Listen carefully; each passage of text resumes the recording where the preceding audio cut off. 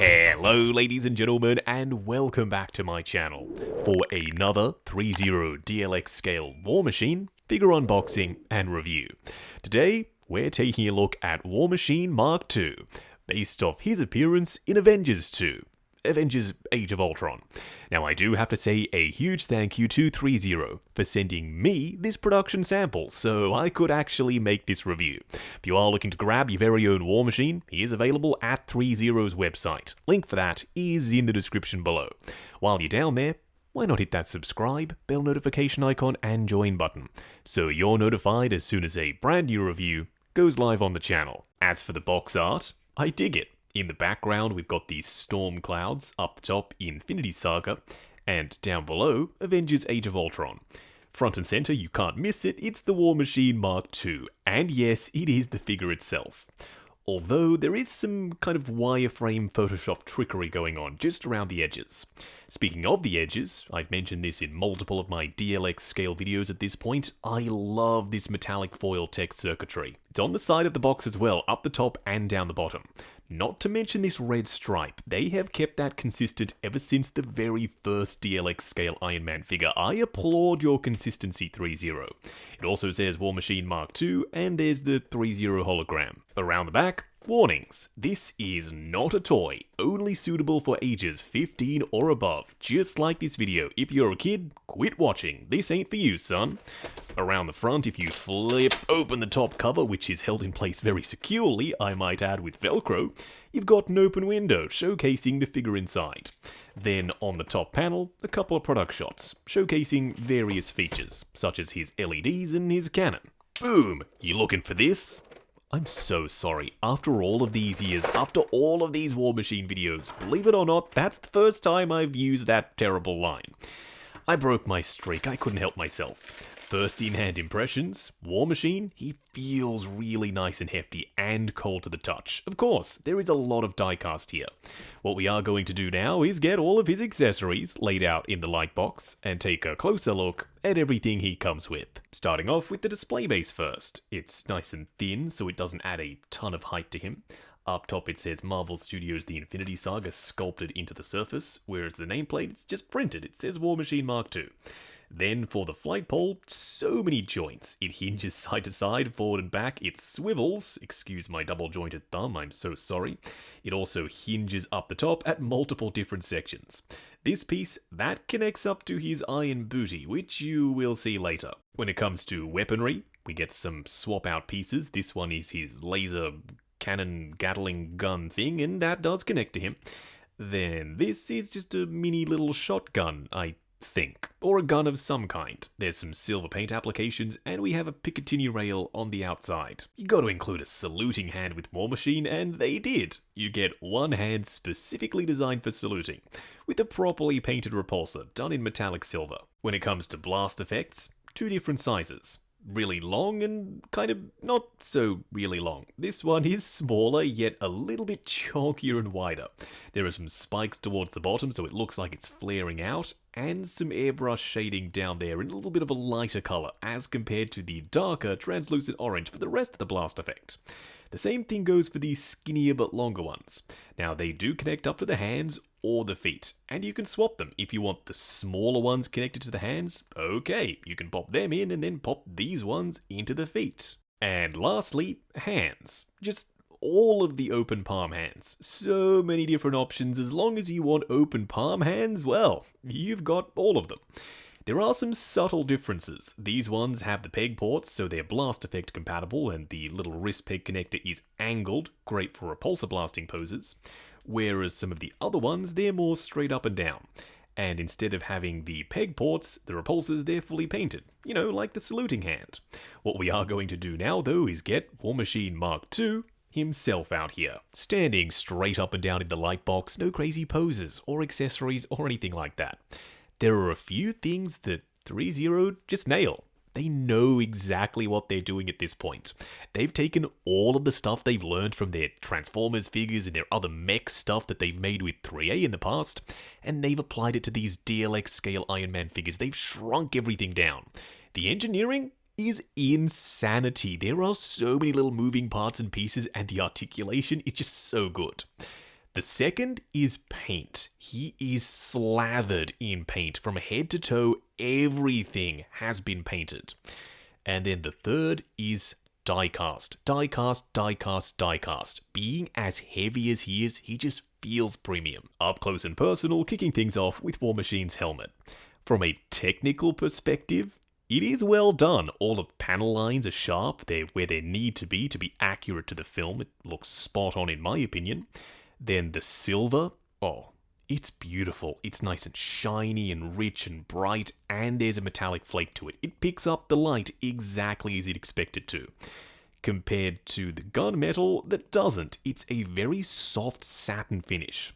There's still a metallic flake to it, but being so drastically different to the silver, there is a very nice amount of contrast going on. I don't know about y'all, this design for War Machine, it just doesn't really speak to me. All of these extra panel lines, it almost makes him look like he's frowning, and not in a good way. For those of you who don't know, this suit was originally designed to be the Iron Patriot in the MCU. Then, for whatever reason, Rhodey decided, yep, screw all the weapons, we're going sleek and simplified, baby. So he took the Iron Patriot and just painted it in War Machine colors, I guess. So that's what we have here, a very sleek version of War Machine. To me, the perfect version was still the Mark I. Whoever's idea it was to get rid of the Gatling gun in favor of this rectangle of laser cannonness, no, the Gatling gun is just better, at least I think so. You can also remove this if you so choose. If you don't want it there, it's pegged in very, very securely, I might add. Along this track, you can't actually move. There's just one peg point and it's keyed, so you know exactly which way is the top and which way is the bottom. You can swivel it at the base, you can also swivel it left and right, and hinge it back if you want to stow it in position. The finish is the same as the front, gunmetal and shiny bright metallic silver.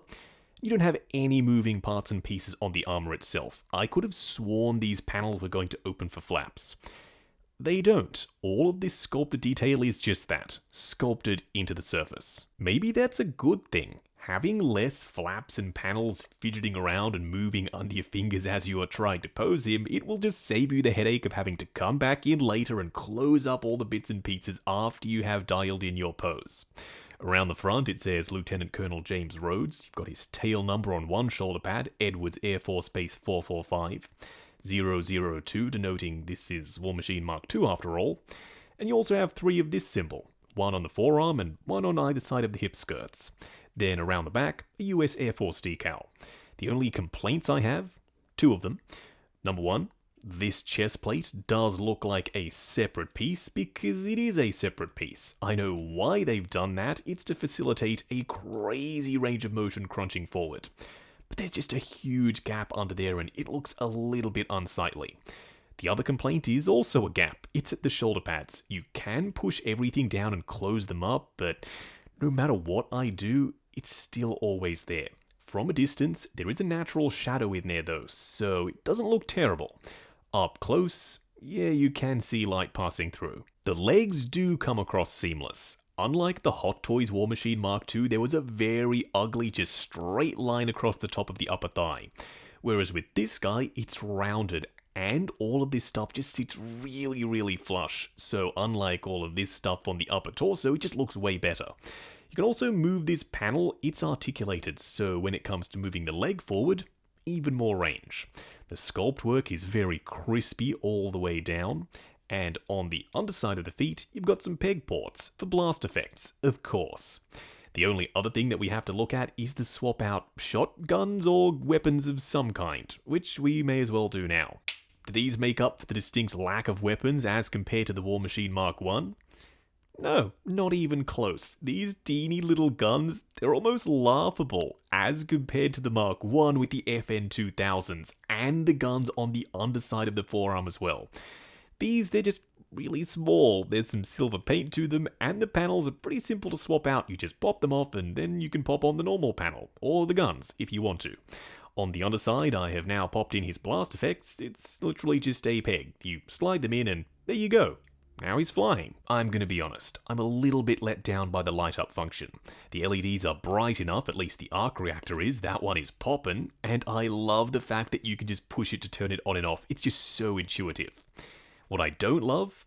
there's no red around the edge on the eyes and the arc reactor, which there should be, and they just don't last long enough because the button cell batteries are so microscopic, there's just not enough juice in them to keep him powered up long term. One other thing that's kind of funky is how you attach him to his flight stand. There's no waist clamp, there's no crotch grabber, oh no. You remove his butt panel, and that's where you connect it. For a quick side-by-side comparison, on the left, War Machine Mark II by Threezero, part of their DLX line. And on the right, another DLX figure by Threezero, it's Iron Man Mark 42. He is standing in as the Mark 43, who is the exact same mold. Currently, he's inside the Hulkbuster, and his legs are in storage, so this will have to do. War Machine is the shorter of the two, even though on camera it doesn't look that way. In person, Iron Man is taller. What about Marvel Legends, Justin? What about Marvel Legends? They just do not scale with the DLX line. And that's not the DLX line's fault, it's its own thing. It's meant to be 1/10 scale, whereas Legends is much closer to 1/12. Think 6-inch and below. So no, I do not think this works. Maybe if you have War Machine doing something crazy, some ground pound pose action or flying in the background, alright, it'll work. Just standing there, he towers over Gamerverse Spidey, just like the other DLX Iron Man and War Machine figures do. Going over articulation, starting off with the helmet. It's on an articulated neck with a ball joint down the bottom. We also have a double ball peg up on top. Looking forward to there, looking up to there, more than enough for flight poses. Swivel and pivot side to side. The shoulder pads can move. Do take advantage of that, because if you don't, you may cause some paint rub when you're trying to move the arms around. Going up to there, going forward and back, butterfly joint at the shoulder that also hinges up and down. Swivel at the bicep underneath the shoulder pad. Double bend at the elbow, going past 90. Then for the wrist peg, a ball joint. The torso crunches forward to there, goes back to there, swivels and pivots. The legs can drop down, and this thigh panel can move out of your way. So too can this hip skirt, meaning going forward, a ton of range. Going out to there, you also have a swivel at the drop down for the upper thigh. Double bend at the knee going past 90. For the ankle, a double ball peg. Good for forward and back, swivel, and some ankle tilt. Lastly, toe articulation. Wrapping up on Threezero's DLX scale War Machine Mark II. Based off his appearance in Avengers Age of Ultron. Not everyone's favourite War Machine look, and certainly not everyone's favourite Avengers movie. I like Age of Ultron, but I don't love it. The same thing can be said with this figure. I like the idea of a War Machine Mark II, just for me, it's not my favourite look for Rhodey. I far prefer the Mark I. It's bigger and bulkier, and it just screams comic book War Machine. If you find yourself desperately in need of a super premium, very well articulated, nicely painted, beautifully sculpted War Machine Mark II for your Age of Ultron display, what the hell are you waiting for? Go and get this guy. He even has LEDs and blast effects. If not, and you're collecting 6-inch figures like Marvel Legends, Figuarts, and Mafex, maybe think twice. I don't think he's going to scale as well as you're hoping he will. He's just a touch too tall to scale alongside those smaller 6-inch figures and below. Then again, Threezero are making a bunch more figures in the line. Iron Spider, Black Panther, and fingers crossed, other main characters. With actual head sculpts. Threezero, they do have a track record of making good head sculpts in 1/6 scale. Why not give it a go in 1/10 scale as well? Only time will tell, we will have to wait and see. I do have to say a big thank you to Threezero for sending me this production sample, so I could actually make this review. If you are looking to grab yourself your very own DLX scale War Machine Mark II, the link to their site is in the description below. While you're down there, why not hit that subscribe, bell notification icon, and join button, if you like the sound of seeing your name in the end credits of my reviews. Like, comment, and subscribe, and we'll catch you in the next video.